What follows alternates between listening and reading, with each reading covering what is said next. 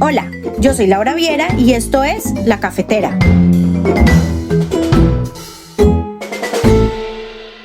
Bienvenidos. Hoy en La Cafetera vamos a seguir hablando sobre el COVID-19, pero nos vamos a centrar un poco en la ciencia. ¿Y por qué en la ciencia? Pues es bastante simple. Si no lo hacemos, no hay forma de que logremos superar la pandemia del COVID-19. Entonces, sírvanse un café, tomen asiento y disfruten. Aunque parece un concepto normal y obvio, no lo es. Durante mucho tiempo, nosotros como sociedad, y cuando digo nosotros, me refiero a personas del mundo entero, le hemos restado importancia a la investigación científica, a los médicos y, por supuesto, al sistema de salud en general. Para poder tener una visión un poco más amplia y detallada del tema, hemos tenido la oportunidad de hablar con la doctora Ana María Cárdenas. ¿Y quién es ella? No solo es microbióloga clínica, sino que también investiga y desarrolla diagnósticos clínicos para enfermedades infecciosas. Ana María Cárdenas, muchas gracias por estar con nosotros y por darnos este tiempo para responder todas las preguntas y dudas que tenemos. Bueno, no todas, pero muchísimas. No, gracias, Laura, por invitarme a hacer esto hoy. Bueno, entonces empecemos. ¿Qué es el coronavirus? Son virus que son basados en RNA. Hay varios tipos de coronavirus, 4 principales, que circulan en la población humana cada año. Y estos virus usualmente causan el resfriado común, ¿sí? Entonces uno le puede dar una tos o síntomas de resfriado común, pero en otros casos, como el del SARS y el MERS, que es el síndrome respiratorio de Oriente Medio, han causado enfermedades más severas. Entonces conocemos 7 diferentes coronavirus que causan enfermedades humanas, siendo este nuevo coronavirus el séptimo que se conoce en humanos. Lo que la gente piensa de que el coronavirus hasta ahora nos está llegando y esta es la primera vez que estamos afectados por un coronavirus, no es cierto. Es esta nueva, como esta nueva cepa. Como esta nueva... Sí, es el tipo de virus. Los otros coronavirus se descubrieron en 1960, pero desde 1960, hace como 50 años ya sabemos que circulan coronavirus en la población humana. ¿Qué hace tan diferente a este coronavirus en particular? Está genéticamente relacionado con el SARS y por eso el nombre es SARS coronavirus 2. Que el SARS, por sus siglas en inglés, se traducen a síndrome respiratorio agudo grave. Es por eso que es un poco diferente a los que hemos visto antes, porque no es genéticamente idéntico a los que se han visto en humanos previamente. ¿Todos los coronavirus empiezan en los animales o es algo que nosotros empecemos con el virus primero y nosotros lo podemos transmitir a un animal o simplemente siempre va a aparecer en una gallina, esta vez en un murciélago, pero sí. Hay personas que dicen que no fue así de un murciélago, que fue algo totalmente hecho en laboratorio. O sea, los coronavirus que conocemos, ahí se estudian, digamos, murciélagos, por ejemplo, se hacen muestras en los murciélagos y se hacen estudios para ver qué tipos de coronavirus tienen. Y se sabe que ellos tienen varios tipos de coronavirus.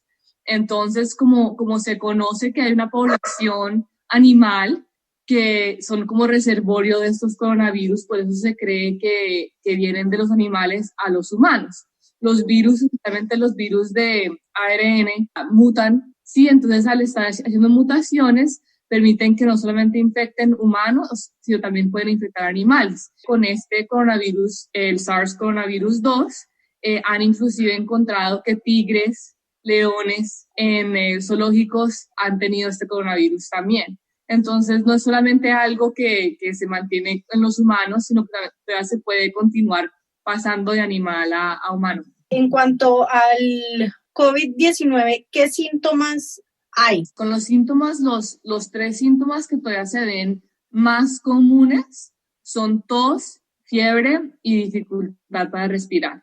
Y esos siguen siendo los síntomas más comunes. En la primera semana, de 5 a 7 días, se ven la tos y la fiebre, ¿sí? Entonces uno está quedando en casa, siente ese malestar como corporal, ¿sí? Uno se siente bien, empieza a dar un poco de fiebre. A los 7 días más o menos es cuando se ha visto que empieza uno a tener problemas para respirar, que se siente como que le cuesta a uno más trabajo si subir las escaleras, por ejemplo. Es la segunda semana donde esos síntomas respiratorios se vuelven más graves, cuando la gente dice, oiga, en serio no estoy pudiendo respirar, y entonces presentan a los hospitales. Y hay un periodo, se dice que más o menos de 12 a 24 horas, donde la gente, la verdad, puede pues, tener varias dificultades, y es cuando se empiezan a ir a las unidades de cuidados intensivos y se ponen en ventiladores, ¿sí? para ayudarlos a respirar. Otros síntomas que se han visto es diarrea. Uno pierde como el sentido del olfato, pero esos son síntomas que también se ven en otras enfermedades respiratorias, no son solo específicos para el coronavirus. Y por eso es que fue tan difícil diferenciarlo al principio de la influenza, por ejemplo, que también le da a uno tos, fiebre, sí, de pronto más neumonía en este caso. Anteriormente se creía que el grupo más afectado o el grupo que entraba con mayor riesgo eran los adultos mayores, y se decía que los niños no iban a ser infectados. Oh, sorpresa, una niña en Portugal, o menores en Colombia, no son muchos, pero sí pasa. ¿Cuál es la diferencia? Sí, claro, pues es que no sabemos exactamente por qué a los niños les da menos grave. Ellos igual se infectan, no es que los niños no se infecten. Parece ser que los síntomas no son tan graves. Se cree que puede ser porque sus células expresan menos de los receptores que necesita el virus para entrar y producir la enfermedad. Entonces, si las células no producen tantos receptores, pues el virus no puede entrar y causar la enfermedad tan grave. Pero no se sabe exactamente por qué a los niños les da más leve. Gracias a Dios les da más leve. Ahora, en los adultos están a mayor riesgo las personas que presentan enfermedades, digamos, cardiovasculares, por ejemplo, diabetes, enfermedades respiratorias crónicas, hipertensión, y esos usualmente también se ven en adultos mayores. Entonces, al tener estos riesgos adicionales, pues se van a ver que las enfermedades se desarrollan de manera más severa. La mayoría en casos adultos, inclusive la tasa de mortalidad sigue siendo mayor en adultos de 70 años. Eso no quiere decir que nosotros que somos de 20, 30, 40, 50 no nos dé, y a algunos sí nos da grave, pero la mayoría, la tasa de mortalidad más alta es en adultos de 70 años y mayores. Esto está en todo el mundo, no hay como vuelta atrás. Lo que está pasando va escalando, escalando y escalando, y entonces la pregunta es, ¿qué debemos hacer?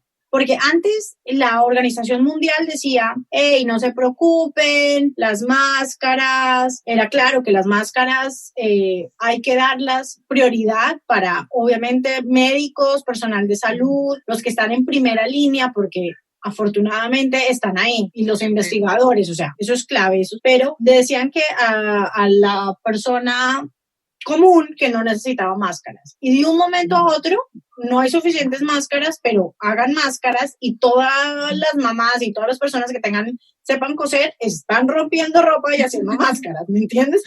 La razón por la cual se cambió un poco lo que tú decías, el como primero diciendo no hay necesidad de hacer máscaras, y ahora dicen sí.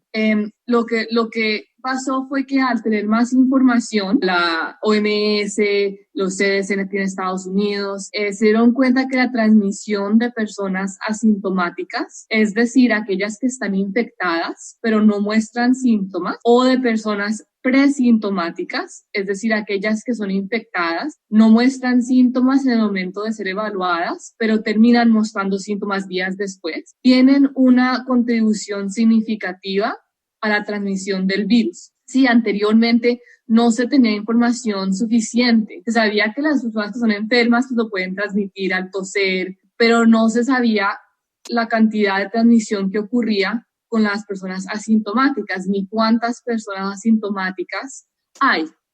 Se estima que más o menos 25% de personas son asintomáticas. Y creo que ya pues cuando nos dimos cuenta de que, oigan, hay más asintomáticos de los que se creía previamente, se entendió más el uso de las máscaras. Hay estudios que muestran que las máscaras que se hacen en casa, como tú decías, con la camiseta vieja que uno tiene en el closet. ¿Sí? No se puede hacer de todas las formas. Eso tiene que ser de tal grosor y todo el cuento, porque si no pasan los gérmenes. Es bueno usar la máscara. Hay más países que van diciendo que por favor usen máscara cuando la gente está saliendo a la calle o cuando se va a ir al supermercado, donde de pronto uno está con más gente, pero yo creo que lo importante es entender que las máscaras como tales solas no van a tener el mismo impacto que tiene el distanciamiento social, que tiene la lavada de manos. Como riesgo que se corre es que la gente empieza a decir, pues como tengo una máscara puesta, me voy al supermercado y me le pego justo detrás al vecino en la fila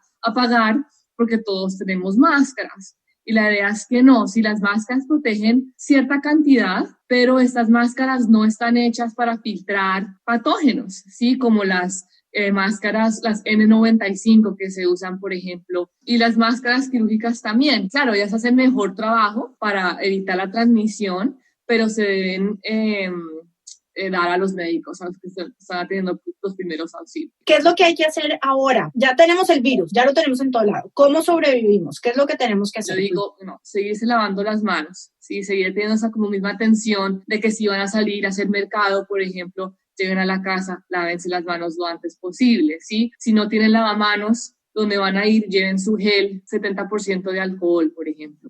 Todavía cubrirse el estornudo, si no estornudar al aire libre. Al público. Sí, exactamente, y más con máscaras, pues obviamente ayuda. Algo que hacemos mucho en países latinos es, sí, abrazarnos, darnos besos a saludar, obviamente evitar eso. Claro, saludar sin dar la mano de lejos. Tratar, la verdad, seguir asistiendo a sitios de alta influencia de personas lo mínimo posible, ¿no? No ir al mercado porque tienen que comprar unas flores, por ejemplo, vayan al mercado cada 2 semanas, si se puede, cuando se necesita. Yo creo que mantener la calma también. ¿Los guantes es necesario? No hay recomendaciones específicas para usar guantes, a menos de que se estén usando en los hospitales. Doctora Cárdenas, en términos de infección, ¿qué es lo que está pasando entre las ciudades y los lugares más rurales? ¿Cuál es la diferencia? En general, enfermedades infecciosas, les encanta cuando la gente está más cerca los unos de los otros, ¿sí? Cuando hay alta población en lugares específicos. Entonces se ve más el efecto de un virus como este en ciudades grandes. Se intenta ver como un país en general, pero la verdad eso es una visión, pero toca mirar más allá y decir, ok, ¿qué está pasando en cada ciudad del país, en zonas rurales, en el norte, en el sur, sí, en la capital, porque van a ser cosas muy diferentes. Aquí en Estados Unidos, por ejemplo, se vio un pico muy grande en Nueva York. Claro, es una ciudad con una población inmensa. Es un monstruo de ciudad. Es decir, todo el mundo vive encima unos de los otros, ¿sí? Entonces es un área muy propensa para que un virus como este, pues claro, afecte a una población. Mientras que en zonas más rurales la transmisión es menor, porque hay más espacio entre individuos, entonces esa curva que uno ve cuando sí hay casos que van subiendo, se puede demorar un poco más. Conocer un poco más en detalle sobre la pandemia que nos está acorralando y cambiando nuestro estilo de vida resulta más que necesario. Y así hemos llegado al fin de la primera parte de nuestra entrevista con la doctora Ana María Cárdenas. En el siguiente episodio vamos a continuar nuestra entrevista para saber un poco más sobre la verdad del virus. La Cafetera se hizo posible gracias al guión e investigación periodística de Laura Viera Abadía y a la musicalización original y producción de Enrique Chamas Stewart. A ustedes, gracias por acompañarnos hoy. Y saben que si les gustó este podcast, pueden compartirlo con su familia y amigos y en las redes sociales. Además, pueden escribirnos un correo electrónico con sus inquietudes o temas que les gustaría proponer a lacafetera@solques.com. Nos escuchamos en una próxima oportunidad.